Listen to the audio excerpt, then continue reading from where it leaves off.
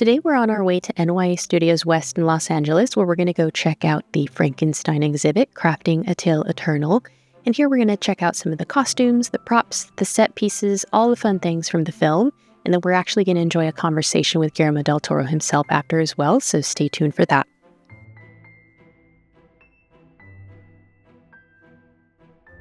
As soon as you go into the exhibit, you're going to end up in this Mary Shelley section where they have some of her work. Mary Shelley was an English novelist from 1797 to 1851 and is best known for Frankenstein. And as you keep going, you'll see some really awesome tidbits of information on the walls. And wait, is that Amber? Small world! Now here we have the Dark Angel. We first see the Dark Angel when Victor's mother tragically passes away. He has a vision and he decides that he's gonna conquer death. Here we have the creature himself. Now he was tucked away in a bit of a crammed area, so very popular of course, and so everyone was there to take photos, videos, understandably so. So this is kind of me appreciating him from a distance just because I didn't want to get all up in people's photos and videos, but this is the creature. Next to the creature, we do have the blind man display. Now, we first see the blind man in the creature's tale where he tells his perspective. The blind man teaches the creature how to speak, how to read. It's one of the most wholesome parts of the film and personally my favorite part of it. Moving on, we have the ship display. Now, this is the first thing you see in the film. This is where the captain and his crew in the ship are just completely trapped in ice and they have nowhere to go. We first see Victor here, we first see the creature here, and we follow them along throughout the entirety of the film. Now, this display is really cool. It's one of the larger ones here at the exhibit, and you get to see a lot of the props, a lot of the costumes. There's some really cool details in the fabric and just like these icy bits stuck to the costumes, which I thought was really cool. So here's the creature, and then we'll come up on the crew as well.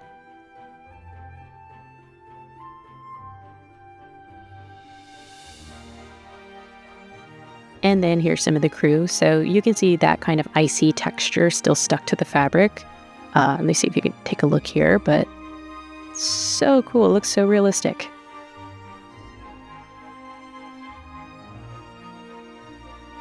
Moving on, we're going to start to see some of Elizabeth's costumes. Now, this particular gown is so iconic. The print on it is actually inspired by X-ray imaging. And then, of course, we have the stunning scarab necklace and the beautiful headpiece. This is when we first see Elizabeth. She's wearing this and she looks like the most beautiful painting I have ever seen in cinema. Absolutely breathtaking. Next up is this gown that Elizabeth is wearing when she first meets the creature, which is inspired by cells. This is the yellow dress that Elizabeth is wearing when her and Victor are out and they trap the butterfly. And of course, we have Elizabeth's wedding dress. This is the dress that she's wearing when she's going to marry William. It is stained red. We all know what happens here. But the thing I really like about this dress, this is actually shown in one of my favorite scenes where Elizabeth opens the door and sees the creature. The sleeves kind of like fall ever so delicately down. It was just so captivating. Now we're moving into a different area. So this features Victor's mother, of course. We have her gown here. There's some props of the family.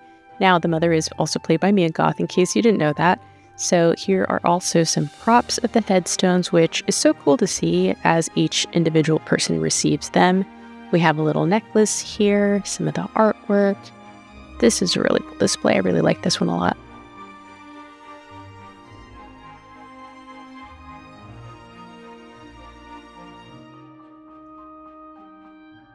Now we're moving on to some of the displays that are super immersive. They're almost like entire sets, I feel. So you'll get the props, the costumes, some of the set deck items. So these are really cool to see because it's almost like you're in the film.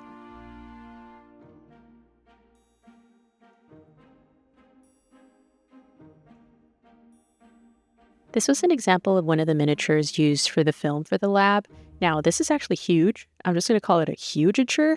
It towered way over me, but you can see what I'm talking about when it comes to like the immersiveness of this. So you see like almost an entire scene here, just so amazing. Our little creature here looks super high detail and almost looks like a real body. This is taking me way back to my anatomy classes in college, which is kind of awesome. And here's another display with our creature here with the open back. I like the little jars on the ground. I don't know, something about it's so macabre and kind of want to collect them. And we also have costumes here for Elizabeth and Victor.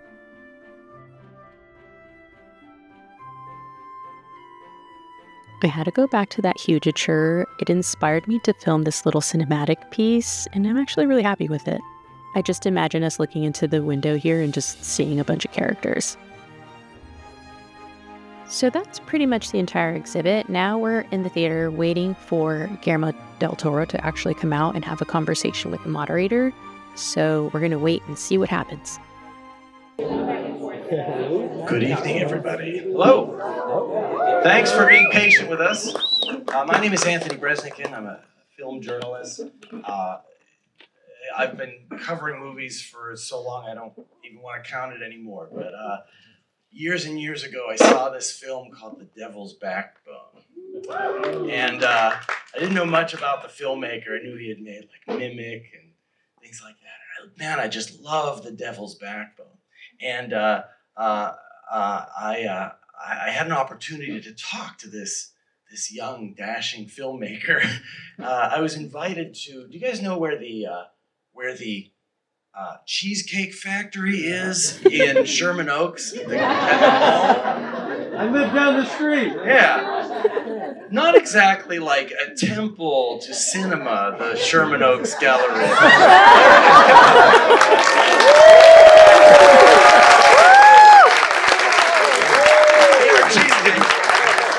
I'm telling them a story.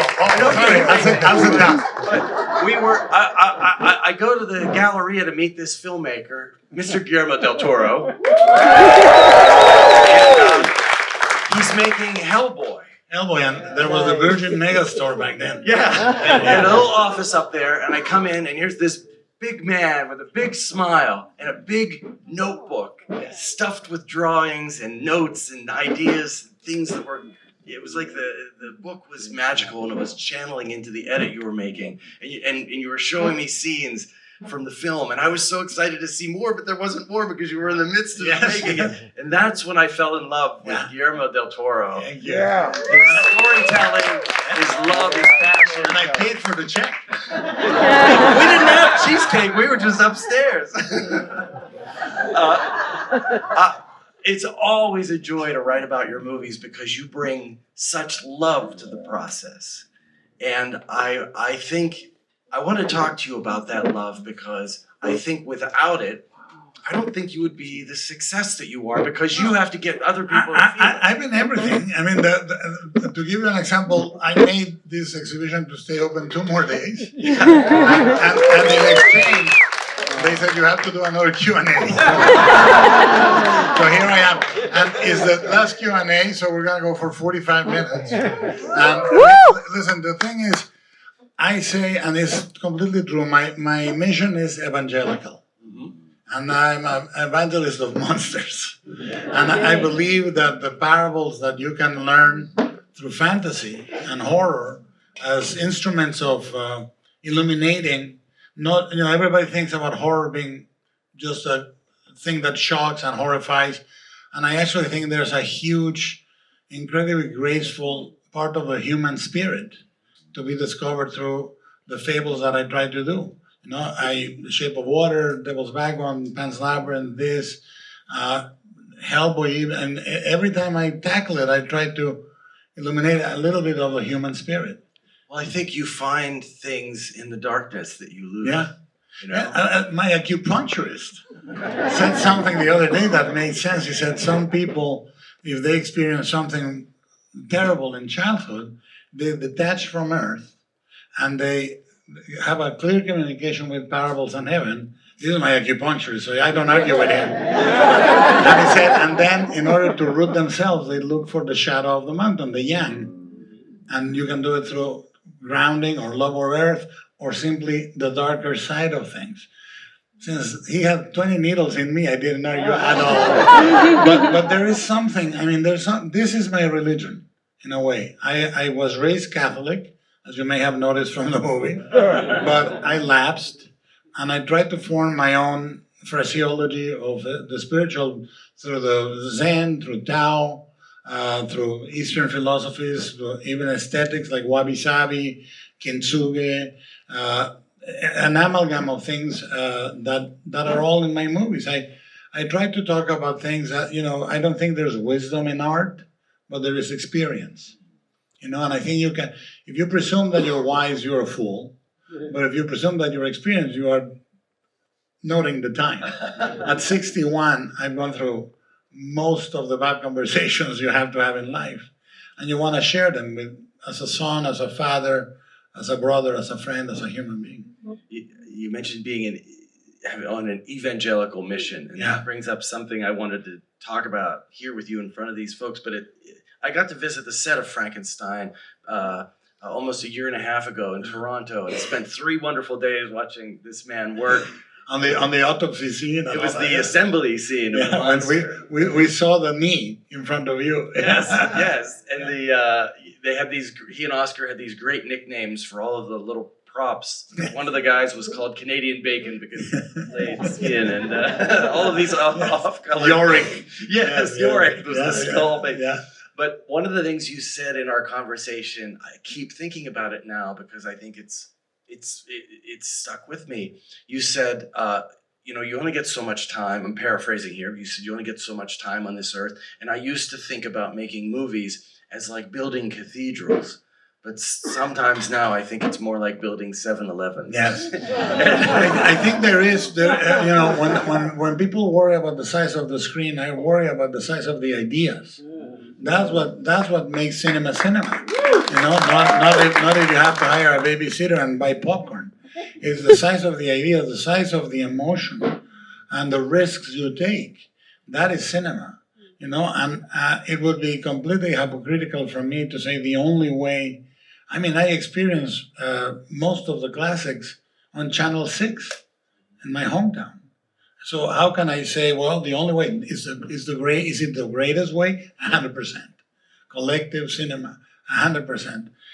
But I do fight very much for one thing. If my movies become or not a moment in time, that I cannot control. But the people that are touched by the movies are touched at a molecular level. They are affected by them, and they know I am sincere. And sincerity is important, but to be absolutely exposed emotionally and not be afraid of that. We live in a time where emotion is almost something you're ashamed of. Irony has replaced intelligence. People can take a negative position. We are in a moment where the polarities are both fear. It's an incredible moment in humanity right now. We are this close to losing essentially what makes us human.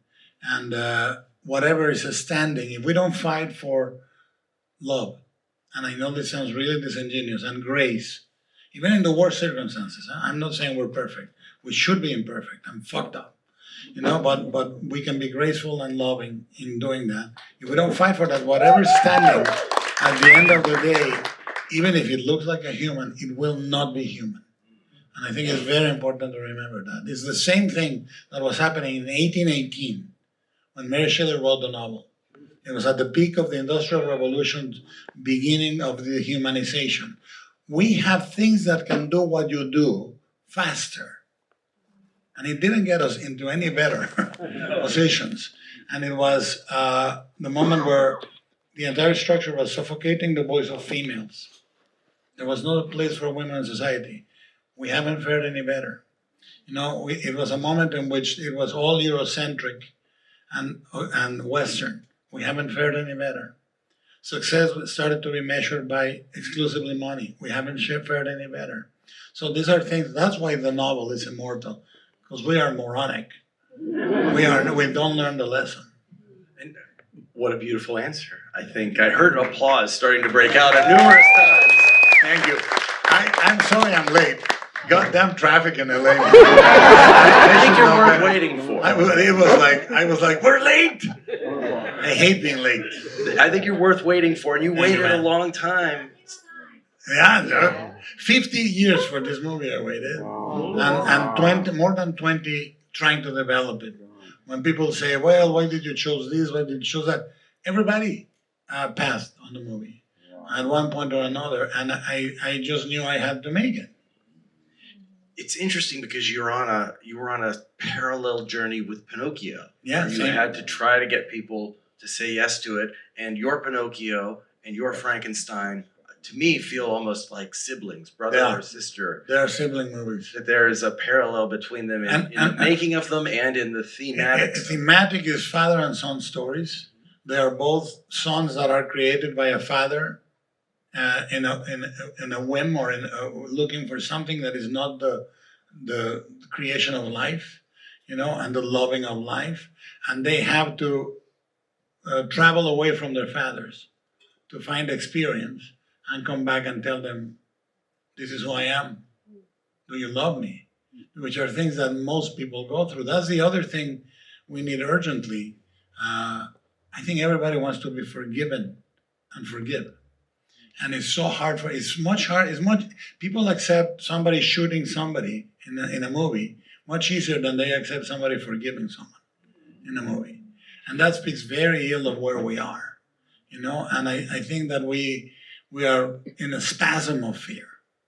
And I think Pinocchio and Frankenstein both became fables about love and grace for me, and the creature, the way it grows, which is the same in the novel, it grows like the entire human race. First, the entire world of the creature is one word, Victor. Then he says, oh, there's also Elizabeth. But that's the whole world. And then he learns friend. And the more he learns, the more confused he gets. Because words divide us. God makes the world and the devil puts it names. So we can be confused and we can call each other things we are not. Because we're not that, we're everything else. And I think the creature needs to go through being loving with those that love him, be brutal with those that are brutal with him, and then at the end, he's loving and frees those that were brutal to him. And then he stands alone in the grace of the Son. And I think this is very moving for me. And I think that Pinocchio ends exactly the same way. A father in a deathbed, and Pinocchio wandering into the sun. And it's the same way it ends with Kronos, my first movie. A dying guy and the sun rising. So Blind, aren't they? You can't have learning without forgiveness, even if we're not talking morality. If you're learning piano and you hit wrong notes, you need a teacher who says, that's okay, just do it again.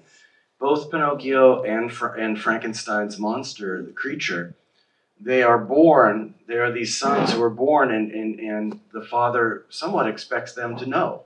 Or to be different, or to do something else. The world expects them to know what to do, and they have to figure it out and make mistakes along the way. And what they learn is it's okay to forgive people. Am I reading? Yeah, no, listen, fatherhood is the most ill-qualified profession in the entire world. You need a license and lessons to operate heavy machinery. To be a father, you need 2 beers. Oh,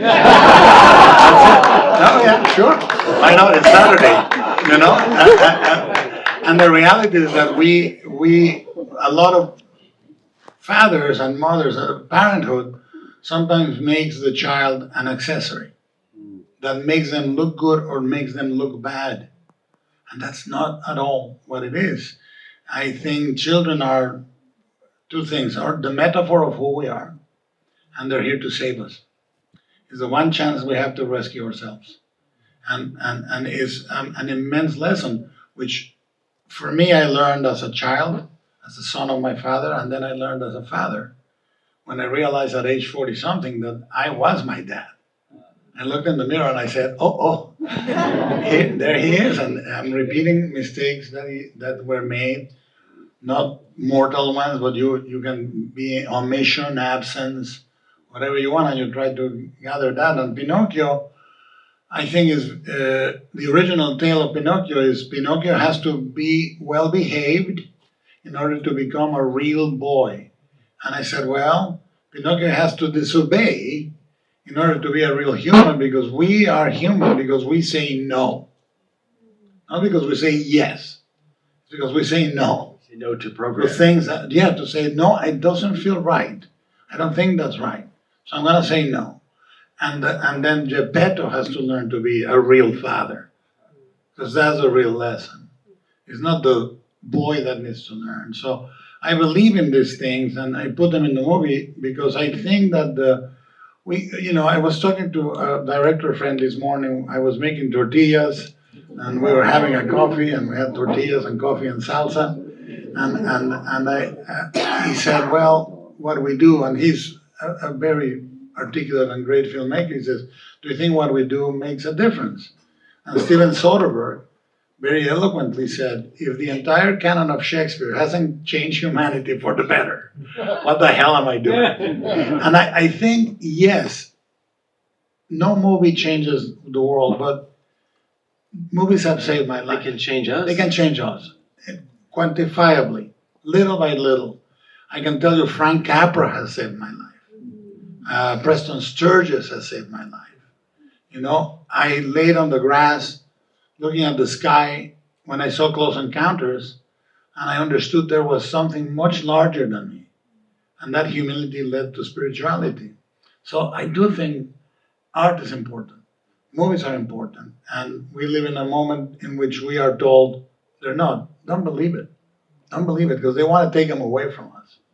Your movie changed me. Frankenstein, it had a deep impact on me when I saw it, and I want to talk to you about my favorite scene in the movie is when Victor is raging. Victor, Victor, Victor, all he says is Victor. And she tells him, well, that's the word that must represent the thing that means the most to him. I know I'm not quoting your movie correctly, but that stuck with me because I am a father and my children are now teenagers, and you get angry and you have frustration and friction. But if you do what he does, which is lash out and get angry when when the creature doesn't learn fast enough, all you do is push them away and teach them the wrong thing. And I wanted to ask you about the creation of that scene. How did you find that moment of him being angry that hearing his own name repeated? How you realize that's what the creature loves? Well, what I think, look, the way we constructed the screenplay, I constructed it because I wanted Victor to end his quest when the creature begins his life. It's irreconcilable. Victor got to the end of his quest, and the creature is curious about everything. And that happens with parenthood. Everybody says, do you want a baby? We all want a baby. The real question is, do you want a teenager? and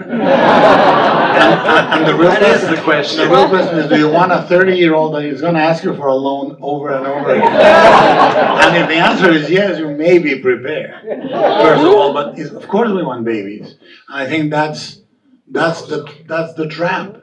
The trap is when not only a body is born, is a will. And in my experience, most people process teenage years by saying, well, they're going through a difficult phase. No, you know what they're going through? An awakening where they see your bullshit, and for the only time in their lives, they're going to be able to call it. You sound like my daughter, right? Well, I hesitate to say that she's right, but she may be right. She might be. And if you do a radical act and listen, it really is very, very good. Gave me is this notion that he needs to stop and listen and realize what the creature is saying to him. And the 3 beats or 4 beats on the screenplay are very simple. My name is Victor Frankenstein. My father gave me that name. Do you know what it means? He says, the winner, the conqueror. He says, yes, right? So that name had no meaning for him, and he tells it like that. Then, Victor, Victor, Victor, why you call everything Victor? And then at the end he says, can you say my name one more time? Wow. The way you said it in the beginning, when it meant the world to you. That's the difference, And I think that's very, very moving. But you have to do it in 3 beats. The Aristotelian structure tells you things have to come in 3 beats. There's a great example of that in the movie Bridge of Spies. It opens with a monologue where Tom Hanks says, it's an insurance claim, says, your guy, he's not my guy. And then later, your guy, he's not my guy. And then he takes the claim and says, where is my guy? And it's so beautiful to see that transition. So when we construct a structure in a screenplay, it has to be invisible to you. But for us, it's the structure of a building. It's clockwork.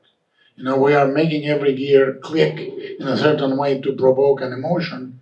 And the same happens with the camera and the lens and the way we lay the track, the way we lay the colors, the sets, the wardrobe.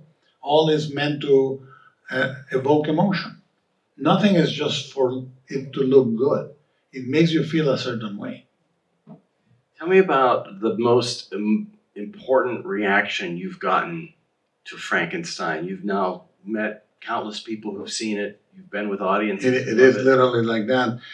The first thing that is, in the first 12 days, we had the reaction in the theaters, which was incredible, over and over again, and the theater sold out, and then it came to Netflix, and in the first 10 to 12 days, we had 2.2 billion interactions with the movie, and the number of completion was incredible, meaning people started and stayed to the end, and then the repeat viewings.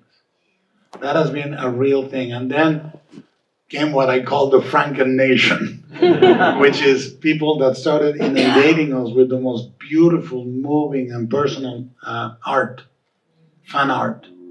And a number that I've never, and I've had Pacific Rim and Hellboy and Blade and Pan's Labyrinth, I've never seen a volume like this. Because it speaks to people. We're all fathers, we're all sons of someone, somebody somewhere has always had a figure like that. If you notice this year, many of the movies in the conversation, so to speak, are about fathers. And about fathers that are absent or good or capable, because we're in urgent need of something structuring, a mother, a father, whatever figure you need that can sit you down and see you and validate you as an existing person.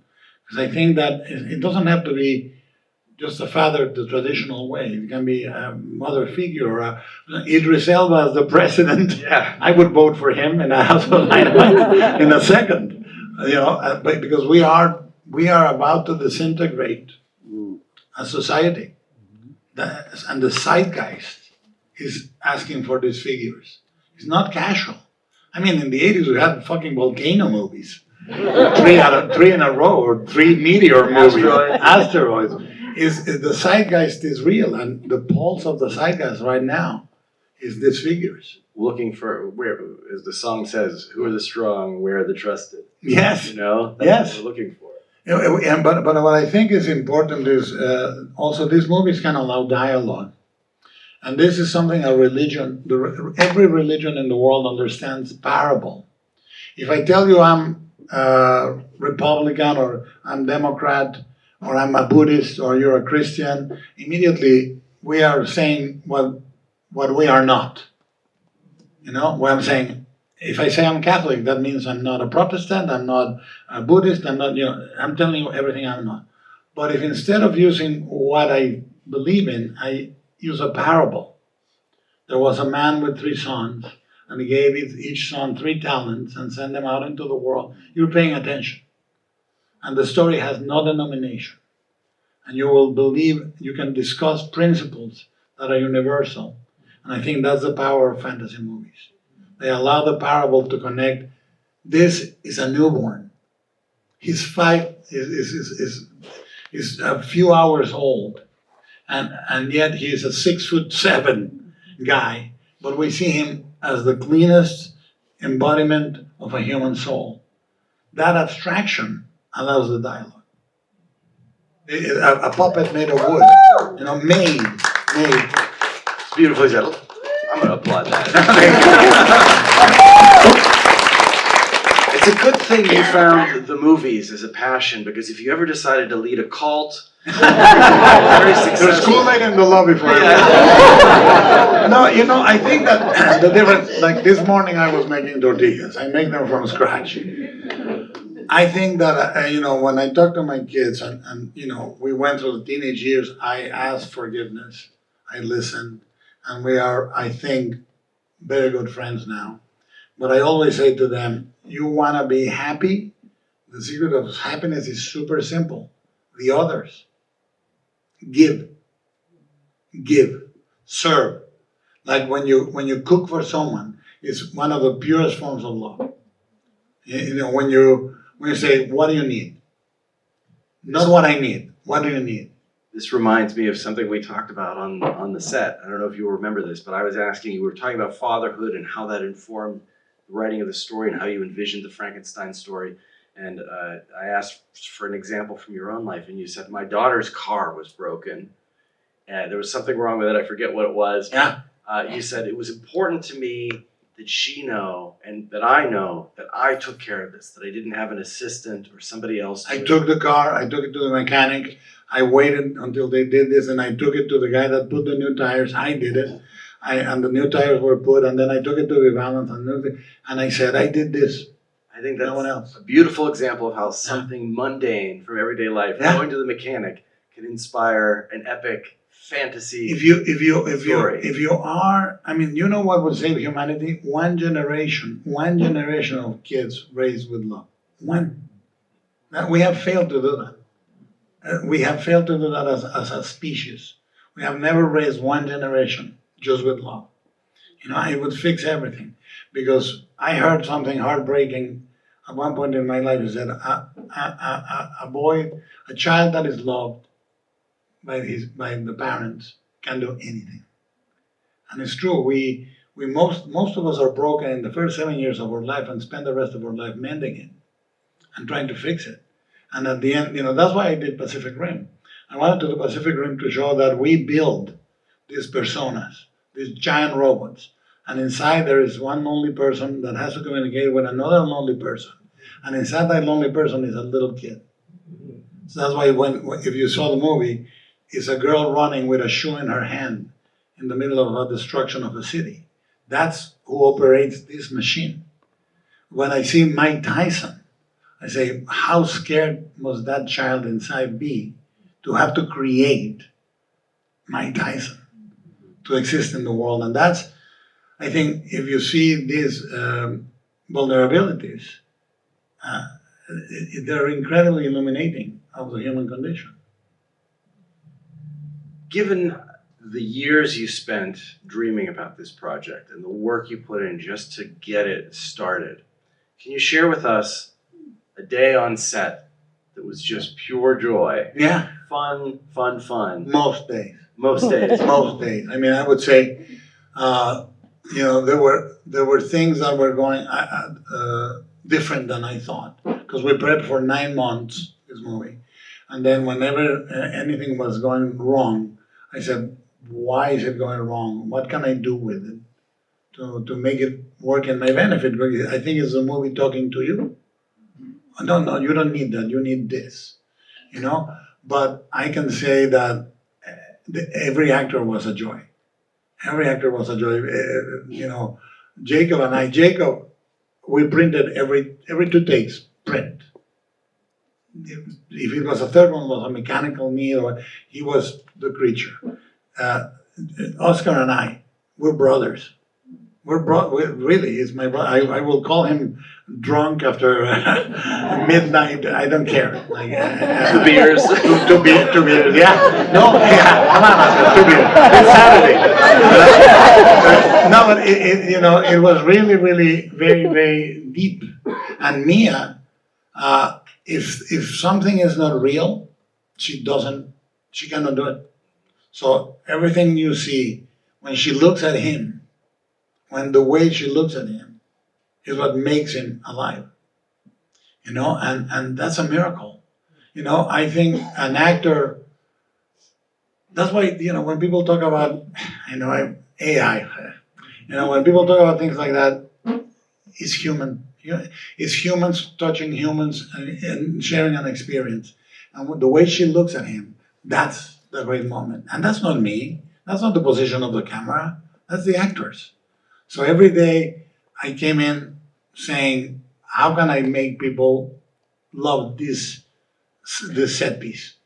And how can we experience it together so that you have never seen the putting together of the body in any movie the way it is in this movie. You have never seen the creature truly feel like it's new. How can I make it really sure? How can I make it, et cetera, et cetera. Every day was a joy. And then I have the most massive postpartum depression. Massive, massive. But that's good. I think that the artists go to the edge. And when you reach the real edge, you have to rephrase your life. And that's where I am right now. I love this exhibit because I think it allows the audience to get up close to what we see on screen. The screen presents it needs to be seen as a story. Accomplished fate, yeah. But seeing the costumes up close and the artistry of the production design. What I noticed when I visited your set, I've been on a lot of movie sets, and they're always interesting and exciting, but they're not always happy places. And I felt like even when things, I'm sure you had days that were stressful, oh yeah, where things didn't work out, but I think your joy and the love that you have for the story, you have surrounded yourself with other artists from the crew, from your production team to the actors who share that. If they didn't share that, I think it would be harder to make. During the making of that assembly scene, Guillermo said, we're using real ice, these big clear slabs of ice, because he wanted it to melt and you wanted to shoot through some of the ice. Most crew would say, up yours, man. Why are you doing this to us? Because that means every 10 minutes they have to replace a bunch of ice. Because I think you made them care about it as much as you cared about it. They wanted to go the extra mile. That is the secret. The secret is, first of all, there are two types of directors: guests that want to be served, and hosts that want to make a banquet. I'm a host. So I make everybody say, isn't it great? I remember Tom Sawyer and Huckleberry Finn when they say, you have to paint the fence. And Tom is painting the fence, and a kid comes in and says, what are you doing? Why are you so happy? I'm painting this fence, man. It's so much fun. Can I paint the fence? Yeah, paint the fence. Oh my God, this is great. Can I paint a little? That's directing for me, in a way. I have to say, how is your movie going? I know what my movie is doing, but how is your movie going? And at the end of the day, every member of this crew, which I have known for 15 years in Toronto, this is their movie. They own it. And every night I say, whoever wants to come tomorrow to the editing room, because I edit every morning, I show everybody the scene we shot the day before, completely assembled, with music and sound and everything.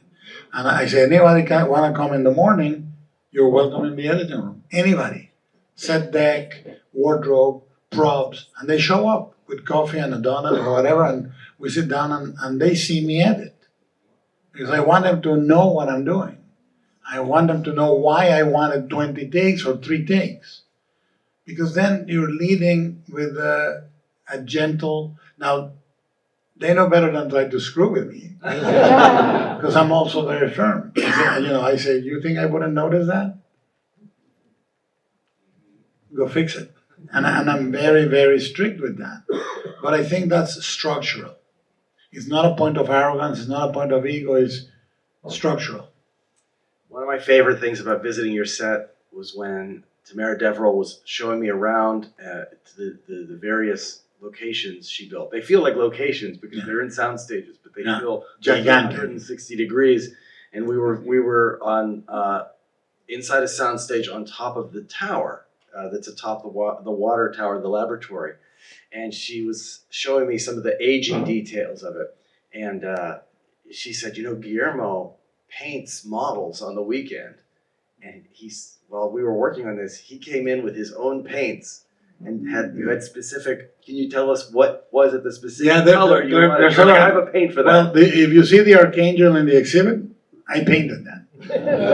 Because I didn't like the paint job. But the machine that extends, I came in with a thing that is a wax silver, and I scuffed it, so it would be dented. Because when you scuff a black piece of iron, the silver comes off. So I scuffed that machine with my paints, and we were touring the tower, and I said, you know what we don't have, Tamara? And she says, what? I say, through the cracks on the floor, there should be herbs. There should be grass. Because when you leave a building for a long time, nature takes over. So we planted all the grass by hand. But if you have to come in and say, not how it looks. Is there something that makes it an idea? That's bad. If it's something that makes it real, it's good. Like I can say, I want the Medusa for 3 reasons. One, it was used in water towers in the north of Africa as a symbol of water for the cisterns and so forth. So historically, it's a good monster to have. 2, is a misinterpreted monster that is really a victim in many ways. So I want that. And the 3rd is the only creature killed by a mirror. And in the movie, thematically, the circle and the mirror are motives that are repeated over and over again to represent the creature being a reflection of Victor, them existing together in the same mirror. So all the, but it looks good too. But this is what I say, we don't make eye candy, we make eye protein. We tell the story through images and through sounds. So that's this type of thing. I hate to keep quoting you back at you, but these interviews meant so much to me because you said something. Another thing I love was you said, "I'm an archaeologist who builds his own ruins." Yes. It's true, and I must say that is the essence of the Romantic movement, and the essence of Gothic romance in literature. The fascination with the Gothic romance came out of the engravings of an Italian magnificent engraver called Giovanni Battista Piranesi. And he, back when people couldn't travel, Piranesi would do these beautiful sketches of the ruins in Italy, for example, a Colosseum abandoned. And you had such grandeur, a person this big and a Colosseum overtaken by moss and earth. And people dreamt of these things. And out of that came an antiquarian fascination with decay. And Gothic romance, the first novel that is a Gothic romance is The Castle of Otranto by Horace Walpole. And it came from the fascination with the ruins. And the entire movement of the Romantics is the fascination with the decay, the marriage of love and death. That is romantic. People think romantic is Fabio carrying a woman in an airport novel. No, romantic, these guys were hardcore. And they were iconoclasts. They were going against the good society in England. It's a really interesting movement, and understanding it, you understand why the ruins are important.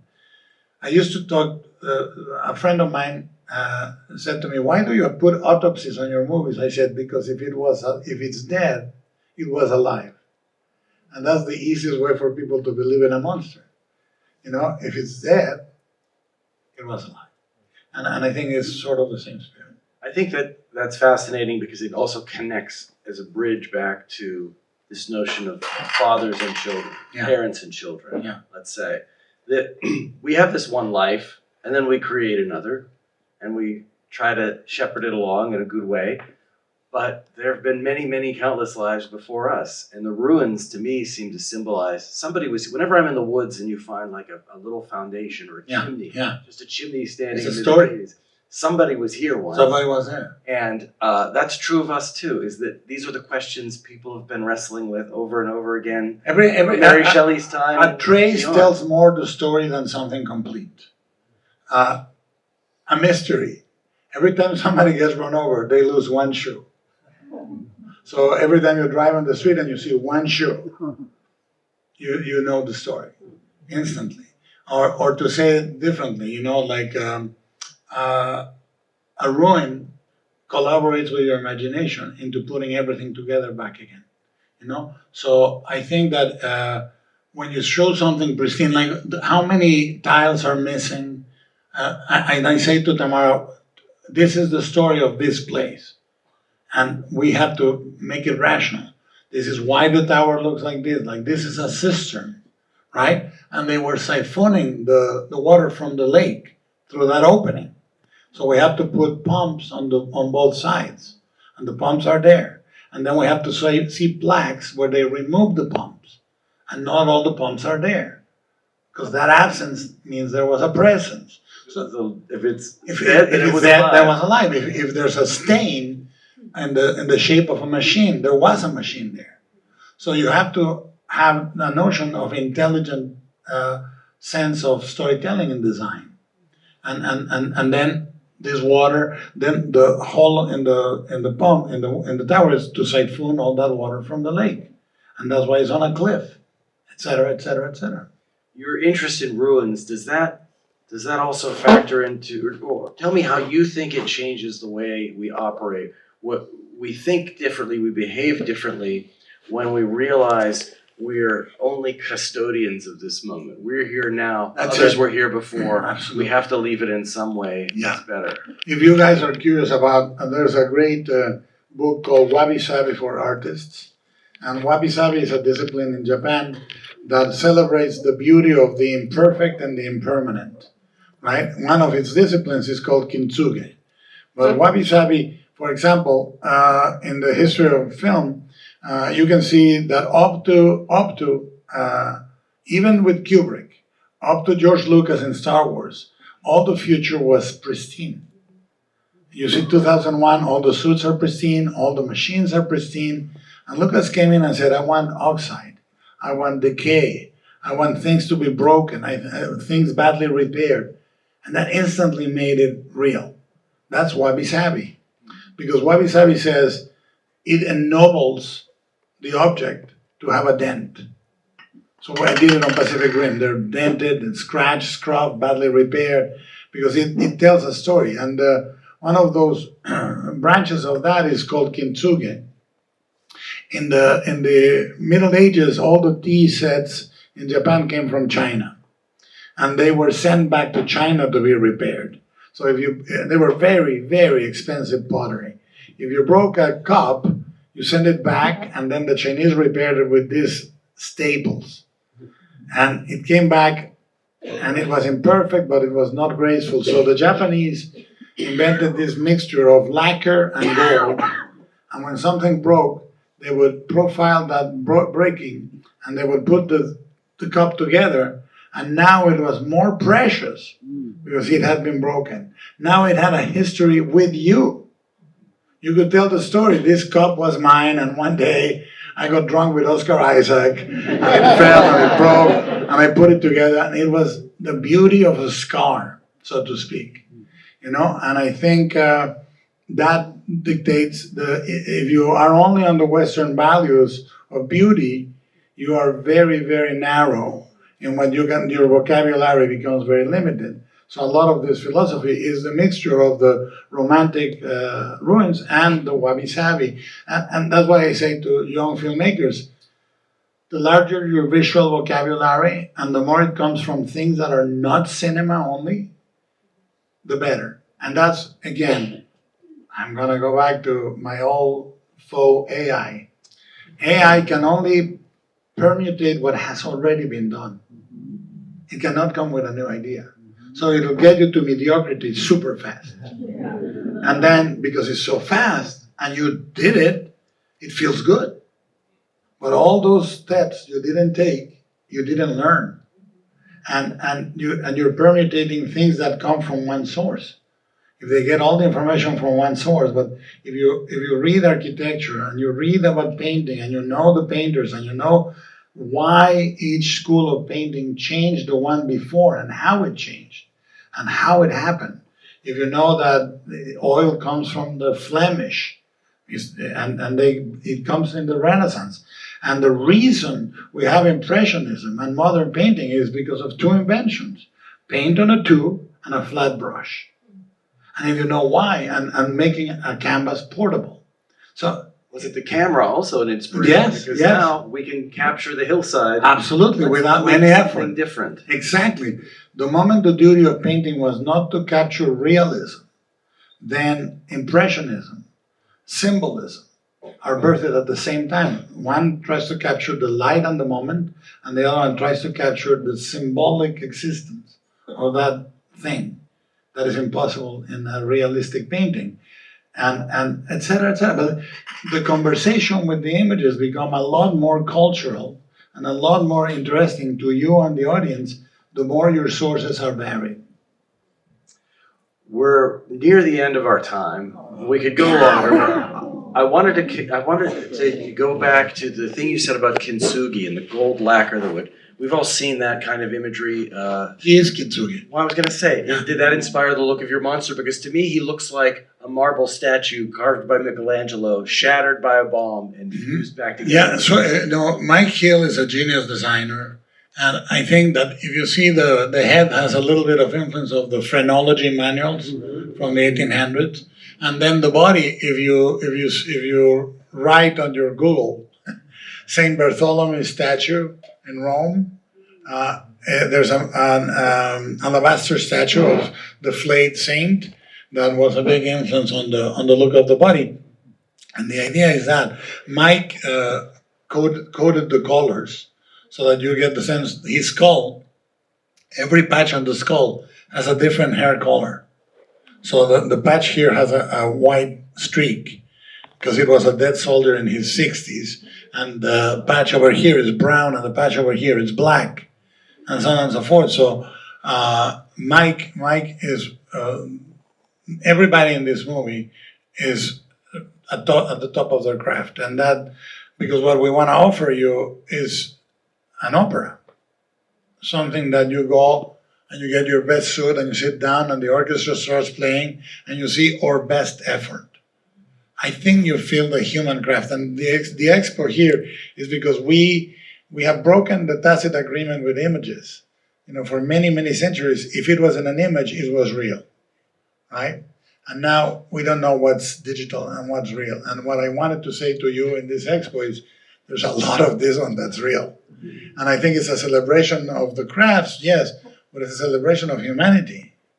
Because I tell you this, no matter what they tell us, and it's up to us to relinquish or not, no one can move you with a piece of art that is not human.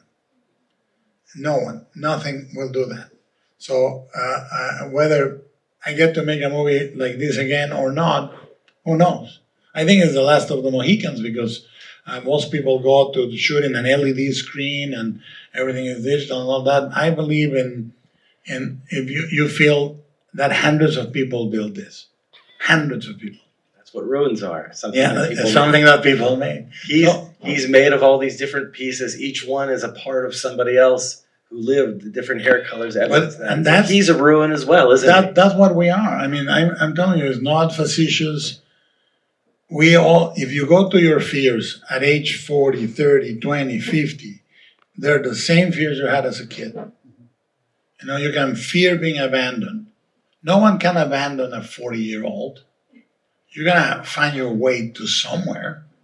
You are not lost, but you can abandon a 5-year-old and they have no money, no sense of orientation, no map, no geography. That fear can only come from back then. So what we are things that were broken and put together. We put ourselves together. I did it through stories. Some other people do it through politics. Some other do it through religion. Some other people do it through a love story. Who knows? But you try to patch yourself into a complete human being, and the lines are there. And that's what makes us beautiful, those scars. Beautiful way to end. Thank you. Thank you very much. Archaeologist, the cathedral maker, philosopher, Guillermo del Toro.